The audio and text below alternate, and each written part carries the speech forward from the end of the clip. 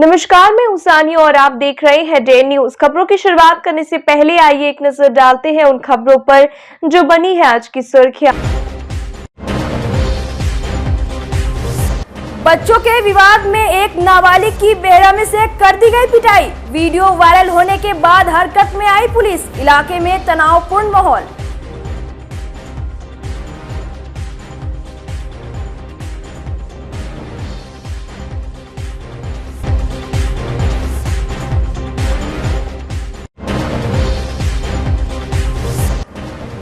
One विभाग के दरोगा की हालत गंभीर, अभी तक नहीं आया है होश।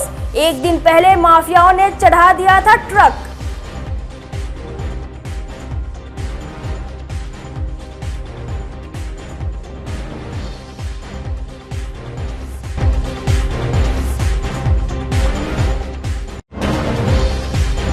और अंतर्राष्ट्रीय योग दिवस पर आम से खास तक ने किया योगाभ्यास, कहा करे योग रहे निरोग।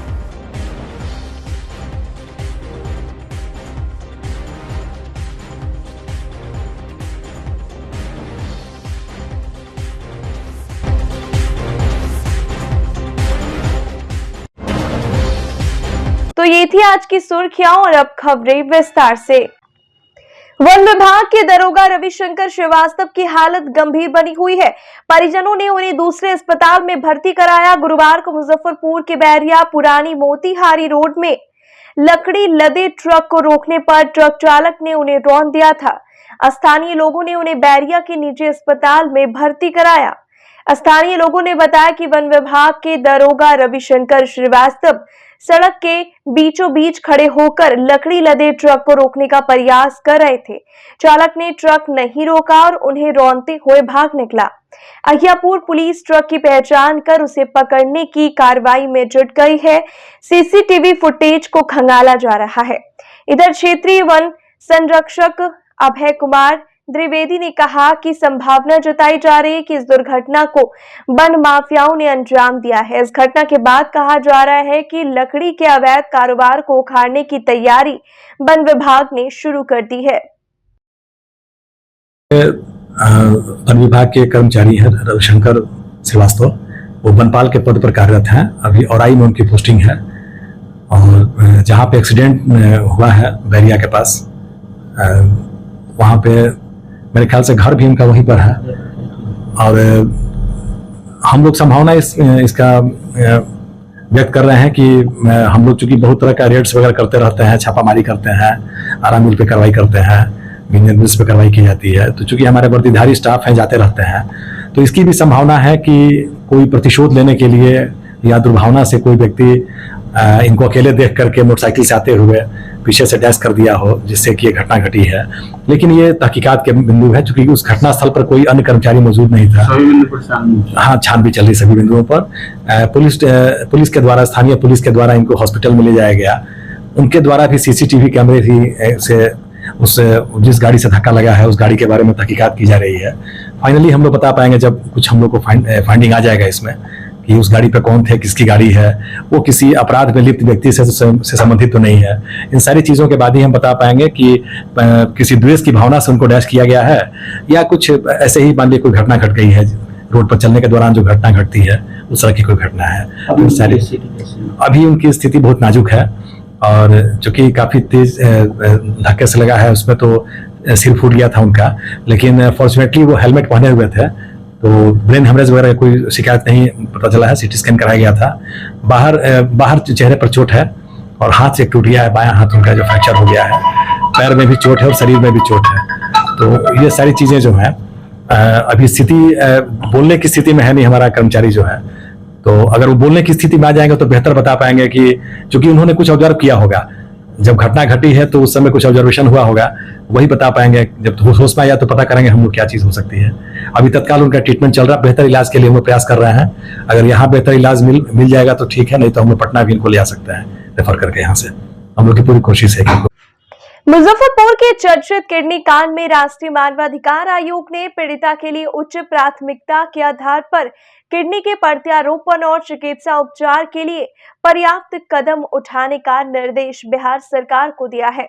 मानवाधिकार मामलों के अधिवक्ता एसके झा की याचिका पर सुनवाई करते हुए आयोग ने ये आदेश जारी किया है। जैसा कि आपको मालूम है कि वर्ष 2022 में यूट्रस के ऑपरेशन के बहाने सखरा की सुनीता देवी के दोनों किडनी को निकाल लिए गए थे। मामले में अस्पताल संचालक डॉक्टर पवन कुमार की गिरफ्तारी भी हुई, जिसे कोर्ट ने 7 साल की सजा सुनाई है और 18,000 रुपए का जुर्माना भी लगाया है। इस मामले में अधिवक्ता एसके झा ने राष्ट्रीय मानवाधिकार आयोग से याचिका कर पीड़िता के किडनी की प्रत्यारोपण के लिए आवश्यक कदम उठाने की मांग की थी। उन्होंने कहा था कि सुनीता के इलाज की पूरी व्यवस्था सरकार करे, जिससे उनकी जान बच सके। सुनीता कांड में जी, सुनीता किडनी कांड में नेशनल ह्यूमन राइट कमीशन ने बिहार सरकार को डायरेक्शन दिया है कि उच्च प्राथमिकता के आधार पर सुनीता को किडनी का प्रत्यारोपण पर जो है सो सरकार जो है माने एक्शन ले। और नेशनल ह्यूमन राइट कमीशन का यह बहुत ही लैंडमार्क जो इसको हम लोग डिसीजन कहेंगे, यह आदेश आया है कि बिहार सरकार उच्च प्राथमिकता के आधार पर सुनीता को किडनी अवहल कराने के संबंध में वह जो है सो कार्य करे। साथ ही साथ नेशनल ह्यूमन राइट कमीशन के द्वारा बिहार सरकार के जो पदाधिकारी हैं, स्वास्थ्य विभाग के प्रधान सचिव, DGP Bihar, chief secretary Bihar, सभी को इस आशय का आदेश की कॉपी दे दी गई है। सब पदाधिकारियों को आदेश की कॉपी जो है अवहल करा दी गई। नहीं, डेडलाइन नहीं दी गई है, सीधे कहा गया है कि उच्च प्राथमिकता के आधार पर किडनी उसको अवहल कराया जाए। और साथ ही साथ ये भी एक गाइडलाइन आया है कि सुनीता को इलाज में सरकार किसी भी प्रकार की कोई कोताही न बरते, उसको इलाज जो है तो काफी अच्छा से अच्छा उसको इलाज बिहार सरकार अमल कराए। बिहार सरकार ने मुजफ्फरपुर, दरभंगा, गया और भागलपुर में मेट्रो चलाने के प्रस्ताव को मंजूरी दे दी है। इस प्रस्ताव को मंजूरी दिए जाने के बाद मुजफ्फरपुर नगर निगम के सशक्त स्थायी समिति सदस्य पार्षद केपी पप्पू ने मुख्यमंत्री का आभार जताते हुए कहा कि मुजफ्फरपुर को ग्रेटर मुजफ्फरपुर बनाने का प्रस्ताव सर्वप्रथम उन्होंने ही लिया था। कई पार्षद मित्रों ने उस समय उनका मजाक भी उड़ाया, लेकिन उनकी कल्पना आज हकीकत में बदलने जा रही है। शुक्रवार को आयोजित अपने प्रेस वार्ता में केपी पप्पू ने कहा कि मुजफ्फरपुर में मेट्रो सेवा शुरू करने की कैबिनेट से मंजूरी भले ही मिल गई है, लेकिन इस प्रपोजल के जमीन पर उतरने में अभी कुछ वक्त लगेगा। केपी पप्पू ने बताया कि मेट्रो का रूट प्रस्तावित ग्रेटर मुजफ्फरपुर के अनुरूप होगा, यानी रामदयालु नगर से मेडिकल 4 लेन होते हुए सदादतपुर कांटी के रास्ते एक तरफ मड़वन तो दूसरी तरफ मुशहरी को जोड़ा जा सकता है। उन्होंने कहा कि पूरा सिस्टम तैयार होने में 6-7 साल का समय लग जाएगा। अगर जमीन अधिग्रहण की नौबत आई तो 10 साल का भी समय लग सकता है। केपी पप्पू ने कहा कि मेट्रो की सुविधा शुरू होने से शहर में ट्रैफिक का दबाव भी कम हो जाएगा और प्रदूषण से भी मुक्ति मिलेगी। तरह से फ्री किया गया कि आप जो जो मांग सकते हैं मांगिए, जो हम लोग आगे की बजट में रखेंगे। तो सब लोगों ने मांग अपना रखा, कोई नाला, कोई मोड़ी, कोई अपना घर, कोई पराया का घर, तो कुछ नया सिटी का। लेकिन मैंने अपने आप में सोच करके रखा ग्रेटर मुजफ्फरपुर हो, पूरा विश्वास के साथ बिहार में ये एक नया आयाम, नया पैगाम जाने का, और यहाँ पे मेट्रो की शुरुआत हो। क्योंकि निजात दिलाने के लिए जो यहाँ पे जाम है, हम लोग क्या चाहेंगे भी तो कुछ नहीं कर सकते हैं, किसी का मकान नहीं तोड़वा सकते हैं। तो क्या है इसके लिए, तो मेट्रो ही एक हम लोग के पास सुविधा है जो हम लोग आवागमन के लिए सुविधाजनक हो जाएगा। इसके लिए जब मैंने मांग रखा था, कई हमारे मित्रवत पार्षद ने हंसी के पात्र भी समझा था, लेकिन मैं कहना चाहता हूं, अभी भी लोग उस पर कहना चाहेंगे कि अभी तो बहुत लंबा सफर है। ये लंबा सफर नहीं है, मोदी है तो मुमकिन है। और एनडीए की सरकार में हम माननीय अपने नितिन नवीन जी का बहुत आभार रखता हूं कि पहले का पर्सनल संबंध का मैंने फायदा उठाया, और जब यहां से बजट में पास होकर के जब गया निगम से, तो वहां मैंने आग्रह किया था, वहां पे आपके शहर से उप अपर आयुक्त के रूप में विशाल आनंद जी भी थे, उनको भी मैंने आग्रह किया, क्योंकि अभी वहां पे हैं। उन्होंने जब फाइल बढ़ाया और जब पास स्वीकृति में जब चला गया, तो खुशी का ठिकाना नहीं। आपके शहर में, आपके घर में अब होगा शहर ग्रेटर मुजफ्फरपुर, और यहाँ से पूरा, यहाँ से पटना से लेकर के सीतामढ़ी तक, दरभंगा तक आपका शहर पूरा रोड का जाल हो जाएगा और अंदर ही अंदर आप जब चाहे जहां पहुंच सकते हैं। आपके माध्यम से कहना चाहता हूं, रोड मैप क्या होगा? रोड मैप के लिए अब जमीन का और इस सब का वो अभी आने वाले हैं, उस पर अभी से काम चालू हो जाएगा। इस काम में मुझे भी पूरा विश्वास है, क्योंकि जो मेरे संबंध में बहुत फायदा होगा। हमारे सुरेश शर्मा जी ने इस शहर को स्मार्ट सिटी बनाने का पूरा योगदान किया। आज उनके वजह से स्मार्ट सिटी का इतना बड़ा काम हो रहा है। उसके बाद हमारे ये टेन्योर के जो हमारे महापौर निर्मला साहू जी हैं, उनके टेन्योर में जो ये बजट की जब बातें हुई, जब पास हुआ है, आज शहर में आगाज होगा। इतने टाइम से मैं पार्षद जरूर रहा हूं, लेकिन इस टर्म का काम पूरे मुजफ्फरपुर को दिखेगा। थोड़ा कष्ट जरूर हो रहा है, लेकिन कष्ट के बाद आप विश्वास रखिए, शहर आपका चकाचक होगा। शहर में ही प्रस्ताव की आप बात की है, या फिर सेमी अर्बन एरिया जो है वहां तक? ये आपका देखिए, जो अभी ग्रेटर मुजफ्फरपुर में सिर्फ 49 वार्ड से नहीं होगा, मिनिमम 72 और ऐसे 105 वार्ड की बातें हो रही है। जगह के हिसाब से सब जगह का लोकेशन लिया जा रहा है और पूर्ण विश्वास है कि ये 72 पे शुरू नहीं होकर के 105 पे ही जा रहा है। उसमें कांटी से लेकर साहेबगंज, साहेबगंज से लेकर मोतीपुर और मोतीपुर से लेकर के इधर दरभंगा रोड तक सब लोग इसमें मिल जाएंगे। तब देखिए शहर हम लोग का कितना अच्छा होगा। कितने करोड़ की परियोजना और कब तक पूर्ण होने की आशा? ये परियोजना का अभी जो हो रहा है, इस पर जो चल रहा है, उसमें 700 से 800 करोड़ के बीच का ये आएगा। यहाँ पटना, वो भी पटना तो उस समय का था, लेकिन पटना का जो दूरी था उसमें अब यहाँ पे हम कहते 700 से 800 करीब आना चाहिए। जो बजट बनेगा उसके हिसाब से देखा जाए। समय सीमा आप विश्वास रखिए कि 2025 में जो चुनाव है, लोग बोल रहे हैं कि ये सब्जे बाग है, ये सब्जे बाग नहीं, काम दिखेगा, इस बात का विश्वास रखिए। भूमि अधिग्रहण करने की जरूरत नहीं पड़ेगी। ये तो मेट्रो है ना, जब काम होगा दिक्कत जरूर होगा। भूमि अधिग्रहण में जैसे एग्जाम्पल बताते हैं, कोई चौक के ऊपर बहुत बड़ा चौक है तो उस साइड में वहां पे बनेगा। भूमि अधिग्रहण में थोड़ा सा काम में तकलीफ होगी और जमीन के नीचे काम होना है, जमीन के ऊपर में यहाँ पे दिक्कत होगी। जमीन की जब नीचे होगा तभी अच्छा होगा। 25 की बात आप कर रहे हैं कि क्या जनता ये मानेगी 2025 में आपकी भागीदारी भी रहेगी चुनाव में? भागीदारी हम तो निगम पार्षद के रूप में आपका बेटा आपके द्वारा सेवा में लगा रहता हूँ। सेवा ही मेरा उद्देश्य है, मेरा कोई इसमें नहीं है, मैं पद पे नहीं, मैं काम पे विश्वास रखता हूँ, यही मेरा पहचान है। इतने वर्षों में शहर स्मार्ट सिटी नहीं बन पाया और लगता है मेट्रोपॉलिटन मेट्रो आने के बाद हो जाएगा। देखिए, इस बीच में 3 महापौर बदले गए और जो महापौर जब आते थे, आप शहर को आप जानते हैं कितना आदमी कितना खेल खेलता था, उस महापौर में अपने पद के चक्कर में रह जाते थे। ये महापौर बिंदास है, इनको कोई जरूरत नहीं है, इनको पूरे सहयोग चाहिए और काम के लिए विश्वास चाहिए। हर महापौर बदलते जाते हैं, जनता की समस्या वो खत्म नहीं होती। इसलिए कि मैं बोल तो रहा हूँ, आप जूझ रहे हैं, हम भी जूझ रहे हैं, सब आदमी परेशान है। लेकिन ये महापौर जो अभी इसका जो इस टेन्योर में निर्मला साहू जी हैं, इस टेन्योर में आपको काम दिख रहा है और अभी बहुत जल्दी आपको इस सावन में सिर्फ जो आपको जो कमरिया पथ पर जिलाधिकारी से बैठक हो चुकी है, कई बार बातें हो चुकी है, स्मार्ट सिटी वाले से बातें हो चुकी है, कल स्मार्ट सिटी वाले का बैठक भी है। इसमें आप समझिए कि इस सावन में आपको बहुत कुछ दिखेगा कि अच्छा हो गया।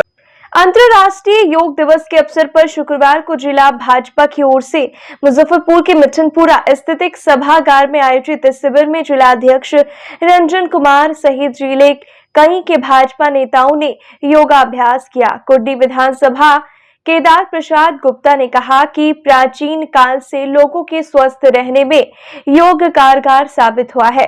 भारत के कई संदेश को पूरी दुनिया मानने लगी है। वहीं जिलाध्यक्ष रंजन कुमार ने कहा कि प्रधानमंत्री नरेंद्र मोदी ने योग दिवस की शुरुआत की, पूरी दुनिया इसके लिए भारत का आभार देता है। उन्होंने कहा कि करे योग रहे निरोग के फॉर्मूले से लोगों को काफी फायदा हो रहा है।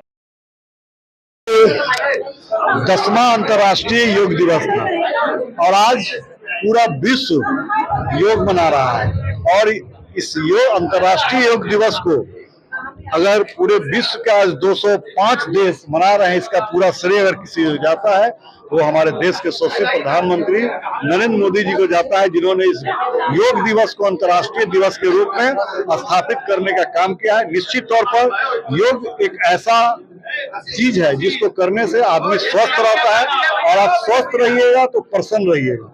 तो स्वस्थ और प्रसन्न रह करके देश के चौमुखी विकास में योग का एक विशेष योगदान है। हम सभी लोगों से आह्वान करते हैं कि आज के दिन निश्चित तौर पर योग करें और एक भारत को स्वस्थ भारत बनाने का राष्ट्रीय योग दिवस का शामिल हुए, क्या कहेंगे? देखिए, आज 10वां अंतर्राष्ट्रीय योग दिवस के अवसर पर मुजफ्फरपुर जिले के द पार्क होटल में मुजफ्फरपुर के यशस्वी जिलाध्यक्ष रंजन जी के नेतृत्व में हम लोग आज योग दिवस का कार्यक्रम चलाए हैं। आज के दिन हमारे पूरे देश में और पूरे अंतर्राष्ट्रीय स्तर पर यशस्वी प्रधानमंत्री जी ने जो संकल्प लिया था कि जो करे स्वस्थ रहे, स्वस्थ रहने का एकमात्र अगर रास्ता है तो योग है, और इसको पूरी दुनिया ने अपनाने का काम किया है। हम इस अवसर पर पूरे देशवासियों अपने राज्यवासियों को निवेदन करेंगे कि प्रतिदिन कुछ समय निकालकर योग करें और स्वस्थ। अंतर्राष्ट्रीय योग दिवस के अवसर पर अंतर्राष्ट्रीय सनातन हिंदू वाहिनी एवं नवयुवक समिति ट्रस्ट की ओर से शुक्रवार को मुजफ्फरपुर में और समाज के लिए योग विषय पर आयोजित परिचर्चा की अध्यक्षता करते हुए आचार्य चंद्रकिशोर पराशर ने कहा कि व्यक्तित्व विकास के लिए योग को आत्मसात करने की जरूरत है। आयुर्वेदाचार्य आशा भारती ने कहा कि योग हमें ईश्वर से जुड़ने का अवसर प्रदान करता है। वहीं रमेश केजरीवाल ने योग को मनुष्य जीवन का प्राण वायु बताया। इससे पहले दीप प्रज्वलित कर आचार्य चंद्रकिशोर पराशर, रमेश केजरीवाल एवं डॉक्टर आशा भारती ने संयुक्त रूप से कार्यक्रम का उद्घाटन किया। अंतर्राष्ट्रीय योग दिवस समारोह के प्रथम सत्र में विभिन्न आसन एवं प्राणायाम का अभ्यास सामूहिक रूप से करवाया गया। मौके पर वाहिनी के प्रदेश अध्यक्ष अरुण कुमार शर्मा सहित कई अन्य प्रबुद्ध जन मौजूद रहे। 10वां अंतर्राष्ट्रीय योग दिवस है। इस अवसर पर श्री नवयुवक समिति ट्रस्ट के सभागार में अंतर्राष्ट्रीय सनातन हिंदू वाहिनी और नवयुवक समिति ट्रस्ट के संयुक्त तत्वावधान में योगासन का आयोजन किया गया है। योग दिवस समारोह का आयोजन किया गया है और यहाँ प्रतिभागी योग कर रहे हैं। हम लोग उन्हें सिखला रहे हैं और संदेश देना चाहते हैं। जो इस बार का थीम है कि स्वयं और समाज के लिए योग, स्वयं के लिए भी आवश्यक है और समाज के लिए भी, और इसका प्रचार प्रसार अधिक से अधिक संख्या में हो ताकि नए भारत में जो हमारा जो युवा वर्ग है वो इसको अपनाए, उनकी आयु बढ़े, उनका शरीर निरोग रहे, उनकी मानसिक स्थिति शांत हो और वो एक प्रखर नागरिक भारत के बने और इसका संदेश पूरे दुनिया में जाए। हम जानते हैं कि 2014 में माननीय प्रधानमंत्री नरेंद्र मोदी ने संयुक्त राष्ट्र संघ में अपने प्रथम ही संबोधन में इसका प्रस्ताव रखा था और 2015 में इसे स्वीकृति मिली।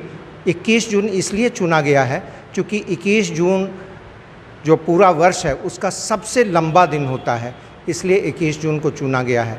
इस प्रकार योग करो, योग रहो निरोग। पर अंतर्राष्ट्रीय योग नवयुवक समिति ट्रस्ट एवं अंतर्राष्ट्रीय सनातन युवा वाहिनी के तरफ से यह योग दिवस मनाया जा रहा है। इसमें यहाँ के सदस्यगण इसमें उपस्थित हैं और ये योग की प्रक्रिया बहुत ज़रूरी है। हर व्यक्ति को योग से ही निरोग हो सकता है।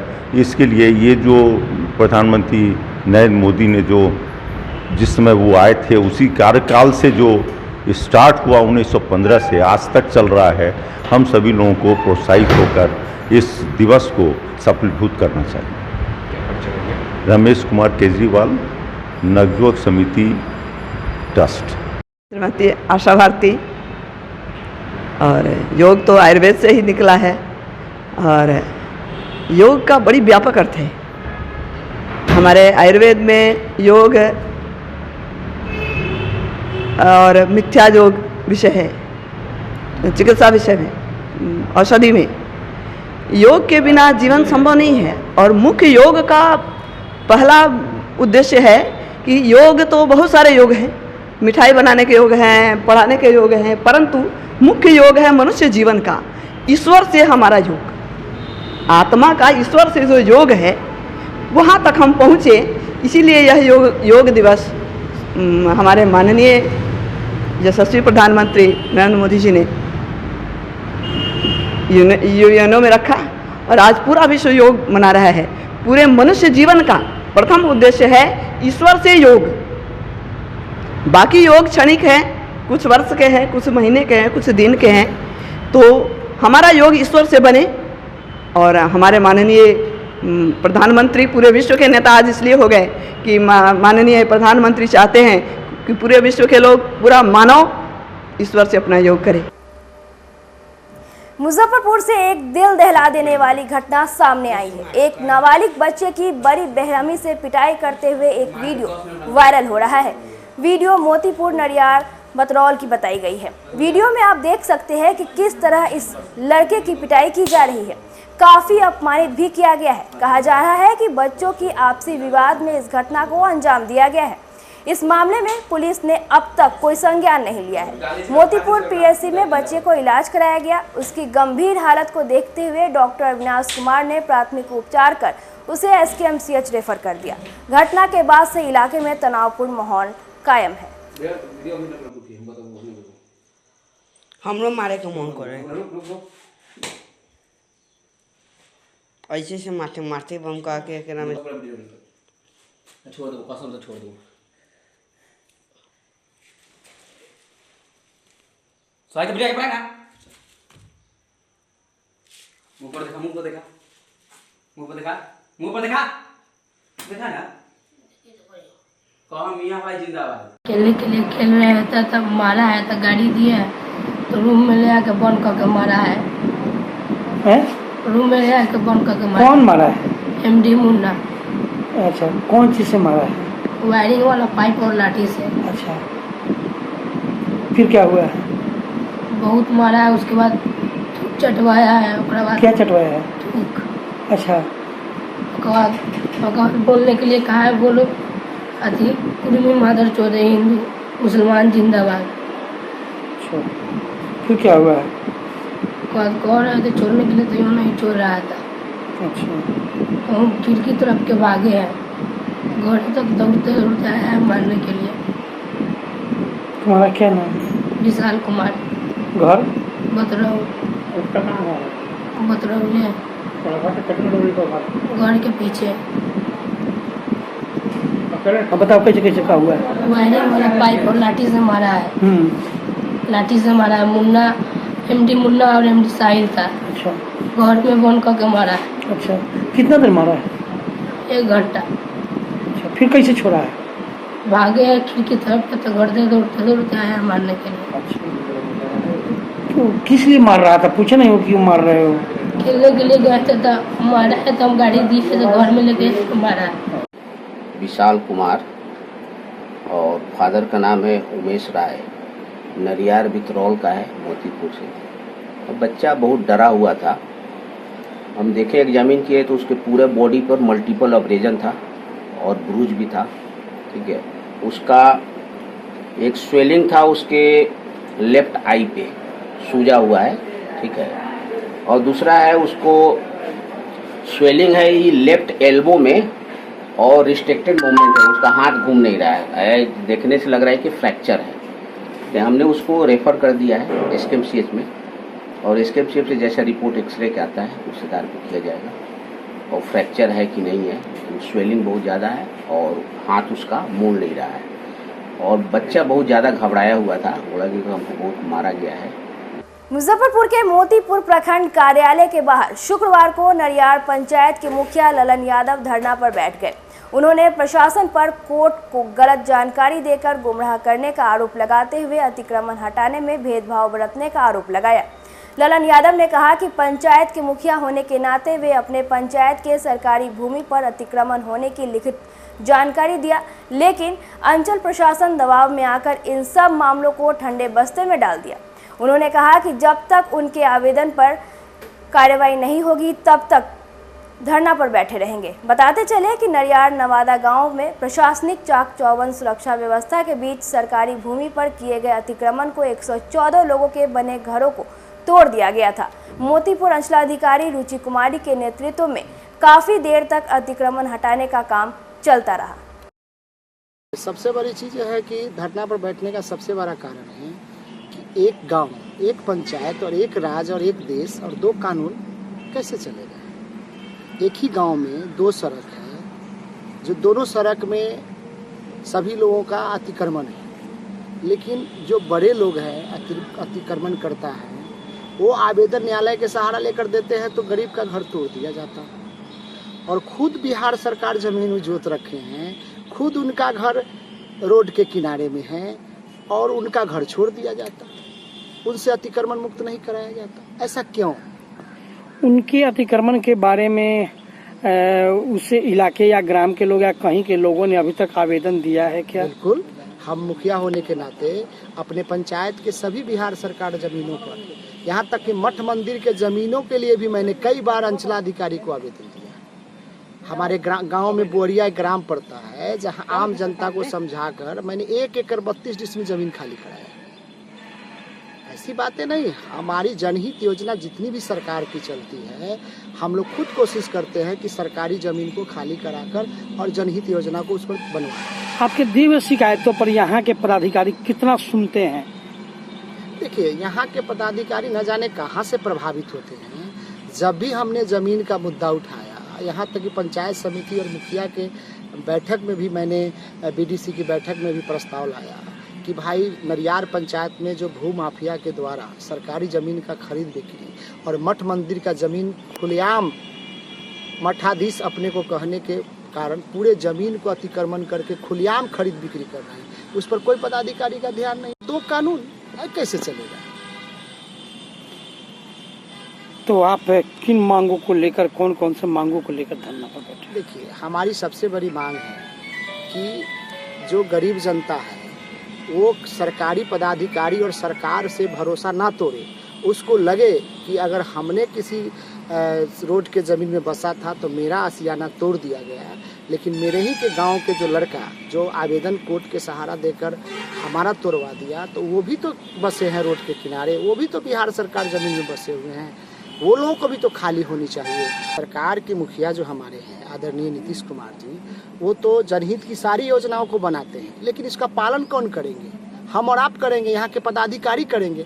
और यहाँ के पदाधिकारी लोग जनता के हित में जब तक जनप्रतिनिधि और पत्रकार से आपसी समन्वय नहीं बनाएंगे, ज़मीनी हकीकत को नहीं जानेंगे, तब तक जनता के हित में कैसे काम होगा? तो हमको लगता है कि पदाधिकारी यहाँ हम लोगों को निराशा कर रहे हैं, हमारी सरकार को बदनाम कर रहे हैं। क्या परिचय हुआ? ललन कुमार यादव, नरियार मुखिया, जदयू जिला उपाध्यक्ष, मुजफ्फरपुर। भीषण गर्मी का दंश झेल रहे मुजफ्फरपुर वासियों के लिए एक अच्छी खबर है। पर्यावरणीय संरक्षण के दृष्टिकोण से हरियाली का आवरण बढ़ाने के लिए वन विभाग ने 2024-25 में पौधारोपण का लक्ष्य निर्धारित कर दिया है। जिले में इस वर्ष 1.5 लाख पौधे लगाए जाएंगे। बरसात शुरू होते ही पौधारोपण का कार्य आरंभ कर दिया जाएगा। क्षेत्रीय वन संरक्षक अभय कुमार द्विवेदी ने बताया कि कृषि वानिकी योजना से किसानों को 5 पौधे निःशुल्क और उसके बाद 10 रुपये प्रति पौधे की दर से पौधे दिए जाएंगे। विभिन्न एजेंसियों के माध्यम से पौधे लगाए जाएंगे। मियाबाकी फॉरेस्ट के तहत भी एक ही जगह पर काफ़ी संख्या में पौधे लगाए जाएंगे जो जंगल की तरह लगेगा। इससे वायु प्रदूषण सुधरेगा, साथ ही हरित आवरण भी बढ़ेगा। क्षेत्रीय वन संरक्षक अभय कुमार द्विवेदी ने आम लोगों से अपील करते हुए कहा कि आम लोग भी नर्सरियों से पौधा लेकर पर्यावरण को सुधार सकते हैं। हमारे विभाग के द्वारा जो है इस वर्ष पूरे वर्षा काल के दौरान हम लोग करीब 1.5 लाख पौधे लगाएंगे विभागीय तौर पर। और इसके अलावा हमारी कई योजनाएं चल रही हैं, जैसे मुख्यमंत्री कृषि वानिकी योजना है, जिसमें हम किसानों को 10 रुपये की दर पर एक अच्छा और स्वस्थ पौधा उपलब्ध कराते हैं। उनके मनोवांछित पौधा को वो अपने घर पर अपने किसान खेतों में लगा सकते हैं, तो वो हमारी एक योजना है। दूसरी योजना है कि हम फ्री में भी पौधा 5-5 पौधा सभी को देते हैं, सभी व्यक्ति को अपनी नर्सरी से। तो सभी लोगों से मेरा अनुरोध भी होगा कि आकर के हमारी नर्सरी में जो भी पौधा लगाने के इच्छुक हो 5 पौधा फ्री ऑफ कॉस्ट हमसे ले सकते हैं और हमारी सभी नर्सरीज़ पर मिलेंगी।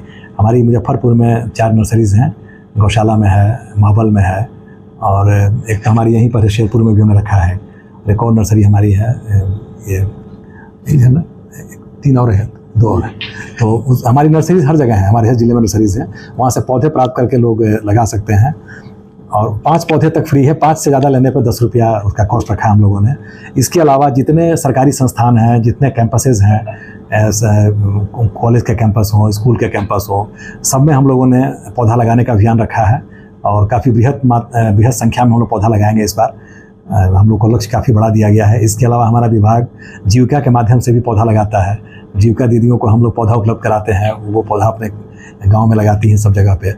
और भी योजनाएं हमारे यहाँ, जैसे कि SSB के माध्यम से, CRPF के माध्यम से, तो जो भी हमारी संभावना है, जहाँ जहाँ पौधा हम लगा सकते हैं, जिनके माध्यम से सबको हम लोग आमंत्रित करेंगे, उनको पौधा उपलब्ध कराएंगे और उनके माध्यम से पौधा लगाएंगे। लक्ष्य हम लोग का बहुत बड़ा है। इस बार हम लोगों ने कोशिश किया है कि अधिक से अधिक संख्या में पौधा लगाएं, हरित आवरण बढ़ाएं। जैसा कि आप लोगों ने देखा है कि इस बार इतनी गर्मी पड़ी है और इतना लंबा गर्मी चला है कि 42-43 डिग्री तक टेम्परेचर चला गया है। तो इस टेम्परेचर को, हीट वेव को रोकने का एक ही साधन है कि अधिक से अधिक पेड़ लगे और यहाँ का माइक्रो क्लाइमेट चेंज हो, ताकि हम यहाँ जो पब्लिक हो उसको आराम मिले। इसके अलावा कुछ जगहों पे हम लोग मियावाकी फॉरेस्ट भी लगाएंगे। मियावाकी फॉरेस्ट एक छोटा फॉरेस्ट होता है, कम एरिया में हम लोग घना जंगल लगाते हैं, जो ऑक्सीजन बैंक की तरह काम करता है और काफ़ी उससे राहत मिलती है। वहाँ का जो लोकल क्लाइमेट होता है वो चेंज होता है, प्लस लोगों को सांस लेने की जो दिक्कतें होती हैं गर्मी में, उनकी भी दिक्कत कम हो जाती है।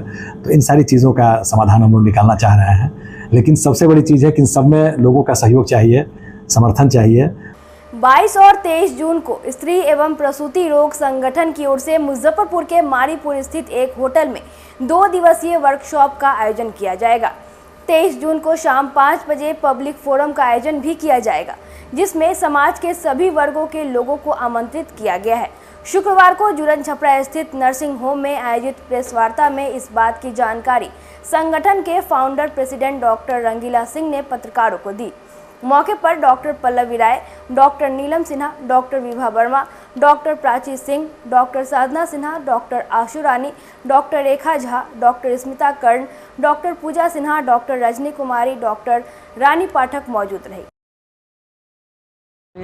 साइंटिफिक प्रोग्राम के अलावे हम लोग पब्लिक अवेयरनेस का भी कराए हैं, कहा कि समाज को तो उसी से फ़ायदा होगा ना, जबकि हम कुछ ऐसी बात कहेंगे जिससे लोगों का, औरतों का जान बचे, उसको इलाज हो सके प्रॉपर टाइम पर। तो उसमें आजकल एगो तो आप कैंसर सर्विस, बचदानी का कैंसर का नाम सुने हैं ना, तो बचदानी के कैंसर से यहाँ बहुत मृत्यु होती है औरतों की। तो उसमें आजकल नया नया चीज़ सब निकला है, उसका वैक्सीन भी निकला है। पहले तो एक ठो पैप स्मीयर होता था, लेकिन अब उसका वैक्सीन निकला है। हम लोग चाहते हैं कि अधिक से अधिक लोग अपनी लड़की को वैक्सीन दिला दे। 9 से 14 साल की उम्र में 2 वैक्सीन लगता है और 15 से 24 साल की उम्र में 3 वैक्सीन लगता है। तो ये वैक्सीन वाला आप लोग ज़रा ठीक से लिखवा दीजिए कि कैंसर का वैक्सीन निकल गया है और लोग बहुत ज़्यादा आगे नहीं आ रहे हैं लेने के लिए। हो सकता है कुछ दिन में गवर्नमेंट भी इसको फ्री कर दे। हम लोग यही कोशिश कर रहे हैं कि गवर्नमेंट इसको नेशनल इम्यूनाइजेशन प्रोग्राम में ले ले, लेकिन वो लेता है कि नहीं लेता है सो तो मालूम नहीं है। लेकिन जब कैंसर किसी को हो जाता है तब तो कोई इलाज ही नहीं रहता है। आज जब इस तरह का कैंसर का ऐसा संभव है कि पहले से हम लोग वैक्सीन लगा के और पैप स्मीयर करके पता लगा सकते हैं कि इस औरत को कैंसर होने का डर है, ये तो बहुत बड़ी बात ना हुई। और इसको रोका जा सकता है बचपन में अगर कैंसर का टीका पड़ जाए तो। ये जो निकला है इसी को हम लोग चाहते हैं ज़्यादा प्रोपेगेंडा कीजिए। और इसमें ब्रेस्ट का कैंसर माने स्तन का कैंसर भी औरतों में बहुत ज़्यादा होता है, उसके लिए भी हम लोग कुछ कुछ बताते रहते हैं कि अपना स्तन का खुद जांच कीजिए, तो बहुत प्रारंभिक अवस्था में आपको पता चल जाएगा। तो ऑपरेशन करके भी एकदम जान बच जाएगी। आजकल कैंसर में बहुत लोग बच रहा है। ये बात नहीं है कि कैंसर ब्रेस्ट हो गया चाहे कैंसर सर्विस हो गया तो मृत्यु ठीक है, लेकिन ज़रूरी है ये नहीं होगा। लेकिन उसका अगर पहले से निदान हो जाए, पहले से पता चल जाए कि इनको होने वाला है, तब तो सबसे बड़ी बात है ना। तो इसी को हम लोग ज़्यादा प्रेस कर रहे हैं, पब्लिक अवेयरनेस। आप लोग को इनवाइट कर रहे हैं कि आप लोग आइए और हम लोग का जो ये हो रहा है, फंक्शन हो रहा है, उसके अधिक से अधिक लोगों तक पहुँचाइए। बाद में भी अगर आप चाहिएगा ब्रेस्ट कैंसर जो होता है हाँ। उसके शुरुआती लक्षण कुछ ऐसे हैं जिसके लक्षण तो जब हो जाएगा तब ना होगा, लेकिन वो तो खून ना, वो तो बात की बात है। हम लोग कह रहे हैं कि होने से 5 साल पहले सर्विस के मुंह पर कुछ ऐसा चेंज हो जाता है जिसको पैप स्मीयर के द्वारा जांच कर लिया जा सकता है, तो उसी समय उसका इलाज हो जाएगा। मैं मुजफ्फरपुर ऑब्स गायनिक सोसाइटी के तरफ से मैं अभी at present doctor Rangila Sinha founder president है, मैं प्रेसिडेंट हूँ, डॉक्टर नीलम सिन्हा, साधना सिन्हा सेक्रेटरी हैं, doctor Vibha Verma vice president है, प्राची क्लिनिकल सेक्रेटरी हैं, मैडम इमीडिएट प्रेसिडेंट है डॉक्टर पल्लवी राय। हम लोगों सब पूरी सोसाइटी के तरफ से मैं आपको यह मैसेज दे रही हूँ कि यह पूरा हिंदुस्तान का, हाँ रिक्वेस्ट करती हूँ कि मैसेज के द्वारा कि यह पूरा इंडिया में या भारत में कहिए एक एसोसिएशन है जो पूरे इंडिया के जो भी स्त्री विशेषज्ञ हैं उनका एक सोसाइटी है, उसी के तहत हम लोग का मुजफ्फरपुर सोसाइटी भी है और उसका एक एजुकेशनल विंग है जिसको ICOG कहते हैं और उसके तहत एक कॉन्फ्रेंस हो रहा है। साथ में हमारे मुजफ्फरपुर ऑब्स गायनिक सोसाइटी उसके साथ मिलके हम लोग इस कॉन्फ्रेंस कर रहे हैं। इसका 2 मुद्दा हम लोग रखे हैं, एक है इमेजिंग साइंस फर्स्ट, जिसके कारण हम लोग बहुत बीमारी है जो होने से पहले हम लोग को उसका आभास या साइन मिलने लगता है बॉडी में, तो उसकी जागरूकता के अनुसार हम लोग अवेयरन कराएं और उसका इलाज करें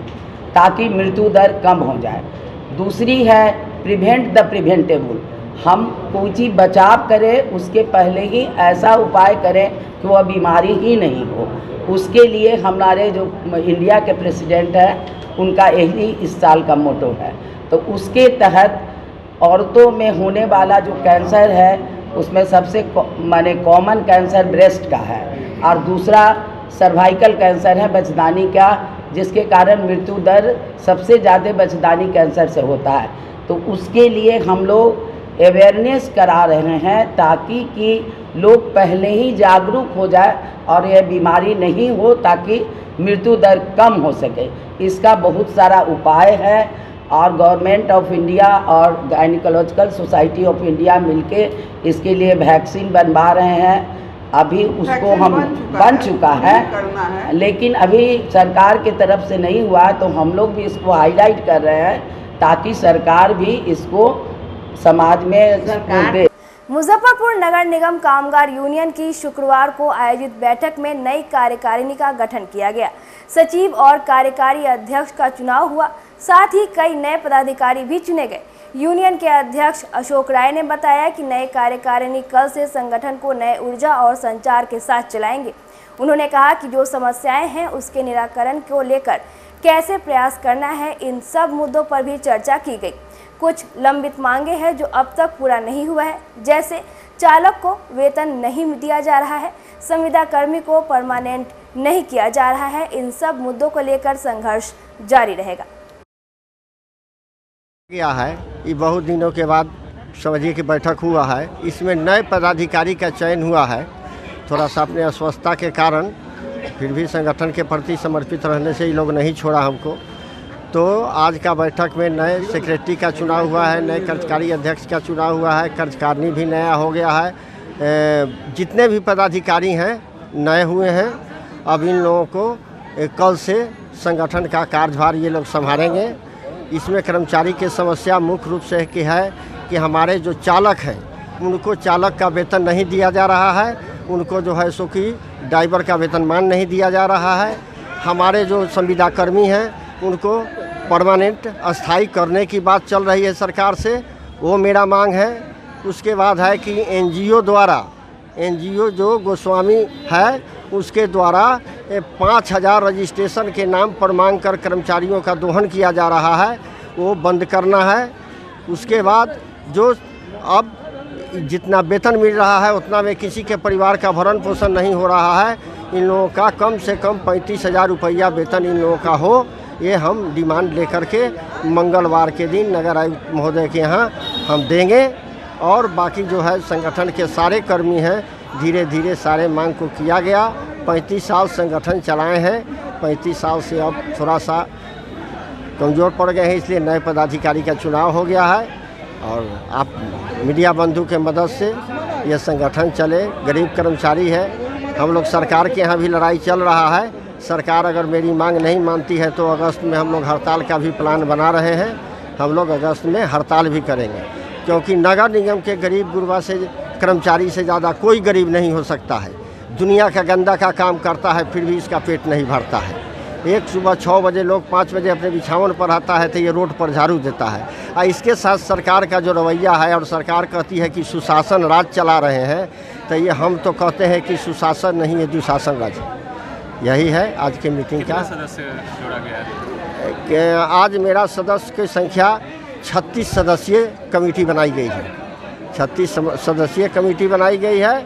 और बाकी जो है आज देख रहे हैं कि मेरा 2000 से कम कर्मचारी आज उपस्थित नहीं हुए हैं।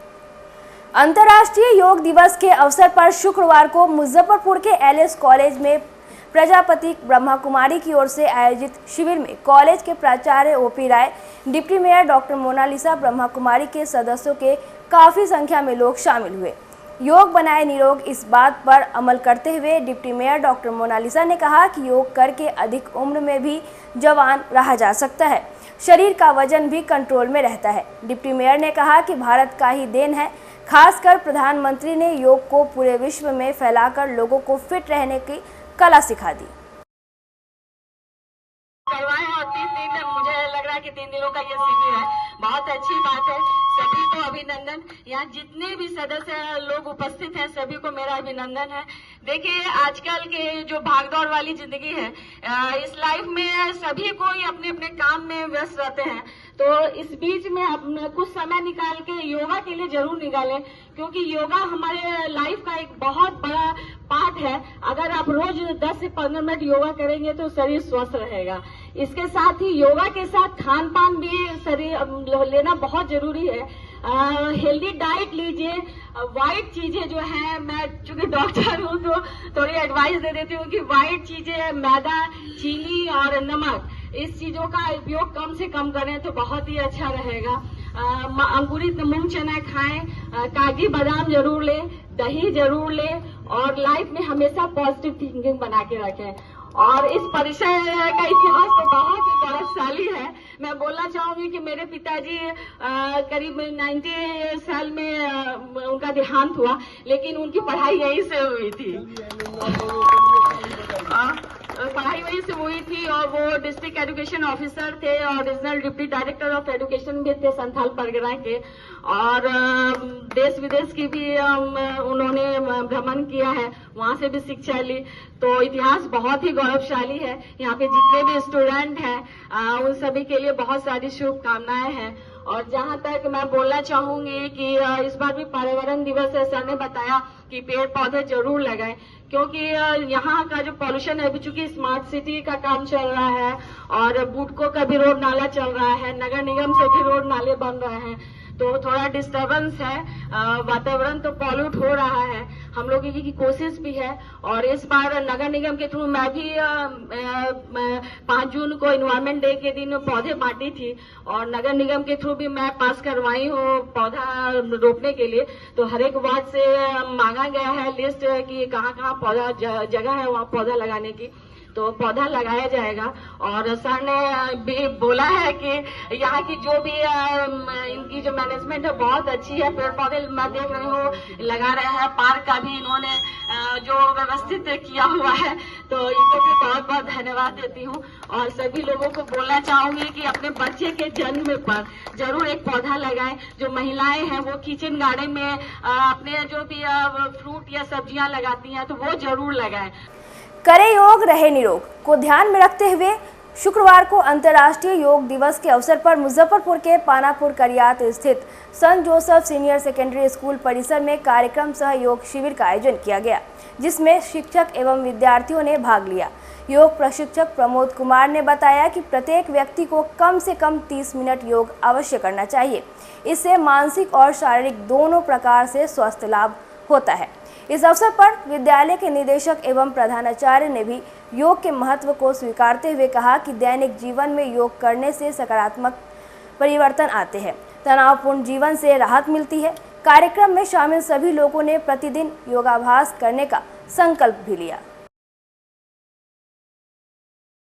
हमें बहुत सारे फ़ायदे मिले हैं और अगर हम इसे डेली बेसिस पे करें तो हमारा बॉडी हेल्थ ठीक रहेगा और हम मेंटली भी बहुत अच्छे से अपना लाइफ स्पेंड कर सकते हैं। मुझे ऐसा लगा है यहाँ पे। पहले करते थे कि नहीं, पहले नहीं करते थे। हमें कल बताया गया हमारे स्कूल के द्वारा कि यहाँ पे अंतर्राष्ट्रीय योग दिवस मनाया जाएगा, तो हम लोग बहुत उत्साह से यहाँ आए और यहाँ पे हम लोग आए तो बहुत कुछ नया सीखने को मिला हमें। योग दिवस से बहुत कुछ सीखने को मिला, जैसे कि हम ये सब घर पे नहीं करते थे और यहीं पे किए, तो हमको लगा कि इससे मेरे शरीर को बहुत फ़ायदा होगा। शारीरिक और मानसिक जो योग है वो सब बहुत स्वस्थ रहेगा। आगे भी रेगुलर करोगे? Yes sir. बहुत कुछ सीखने को मिला, जैसे अगर हम इसे रोज़ अपने लाइफ में लाएं तो हमारा मेंटली और फिज़िकली बहुत अच्छे से रहेंगे हम लोग। और जैसे उन्होंने बताया कि हर चीज़ याद रहेगा, अगर वैसा करें तो हमें लाइफ में ना कोई प्रॉब्लम नहीं आना चाहिए। पहले करते थे कि नहीं? पहले घर पे करते थे कभी कभी, और अभी जैसे उन्होंने बताया तो बहुत अच्छे स्टेप्स बताएं, तो अब है कि रोज़ करें। आज की खबरों में बस इतना ही। कल फिर मिलेंगे कुछ नई खबरों के साथ। तब तक के लिए हमें दीजिए इजाजत। नमस्कार।